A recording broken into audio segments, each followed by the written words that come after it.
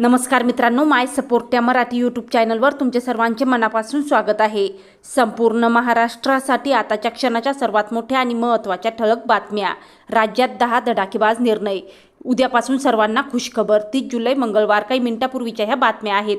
या संदर्भात सविस्तर माहिती या व्हिडिओत जाणून घेऊया। तत्पूर्वी तुम्ही माय सपोर्ट या मराठी यूट्यूब चॅनलवर नवीन असाल तर खाली दिलेल्या लाल रंगाच्या सबस्क्राइब बटनावर क्लिक करा आणि समोरील बेल आयकॉन क्लिक करा, जेणेकरून महाराष्ट्राच्या ताज्या बातम्या तुमच्यापर्यंत सर्वात आधी पोहोचतील। तर चला सविस्तर बातम्या जाणून घेऊया। तर बघा, पहिली सर्वात मोठी आणि महत्त्वाची बातमी।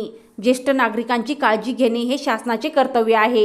या भूमिकेतून आमचे काम सुरू असून येत्या काळात ज्येष्ठांसाठीच्या कल्याणकारी योजनांची प्रभावी अंमलबजावणी होण्यासाठी कर्तव्य अभियान राबविण्याचे निर्देश मुख्यमंत्री एकनाथ शिंदे यांनी दिले। मुंबईतील सह्याद्री अतिथीगृह येथे आयोजित ज्येष्ठ नागरिक धोरणाबाबत बैठकीच्या प्रसंगी ते बोलत होते। तर बघा, त्यानंतरची सर्वात मोठी आणि महत्त्वाची बातमी। पीक विमा, नुकसान भरपाई, कर्जमुक्ती व शेतकऱ्यांच्या इतर मागण्यांसाठी शेतकरी नेते रविकांत तुपकरांनी पुन्हा एकदा आक्रमक पवित्रा घेतला असून दिनांक 29 जुलै रोजी तुपकरांच्या नेतृत्वाखाली बुलढाणा जिल्ह्यातील मेहकर शहरात शेतकऱ्यांचा विराट आक्रोश मोर्चा काढण्यात आला। प्रचंड घोषणाबाजी करत निघालेल्या या मोर्चाने मेहकर शहर दणाणून सोडले होते। 8 दिवसाच्या आत शेतकऱ्यांच्या खात्यात तातडीने पीक विमा नुकसान भरपाईची रक्कम जमा न केल्यास राज्य सरकारला हादरवून सोडणारे राज्यव्यापी आंदोलन करू, असा इशारा रविकांत तुपकर यांनी मोर्चाला संबोधित करताना दिला आहे। त्यानंतरची सर्वात मोठी आणि महत्त्वाची बातमी बघा। सन 2023च्या खरीप हंगामातील कापूस व सोयाबीन उत्पादक शेतकऱ्यांना अर्थसंकल्पात केलेल्या घोषणेप्रमाणे प्रति हेक्टरी 5,000 रुपये अर्थसहाय्य देण्याचा निर्णय कृषी विभागाने घेतला असल्याची माहिती कृषी मंत्री धनंजय मुंडे यांनी दिली आहे। याबाबतचा शासन निर्णय कृषी विभागाने निर्गमित केला आहे। सन 2023 मध्ये बहुतांश भागात पावसाचे कमी प्रमाण, त्याचबरोबर कापूस व सोयाबीनचे भाव पडल्याने शेतकऱ्यांना आर्थिक नुकसान सहन करावे लागले होते। महायुती सरकारने या शेतकऱ्यांना अर्थसहाय्य करण्याचे लोकसभा निवडणुकीच्या आधीच घोषित केले होते। त्याचबरोबर त्याची अधिकृत घोषणा मांडलेल्या अर्थसंकल्पातही करण्यात आली होती। त्यानंतरची सर्वात मोठी आणि महत्त्वाची बातमी बघा। सार्वजनिक वितरण व्यवस्थेचा संगणकीकरण प्रकल्पाची अंमलबजावणी सुरू आहे।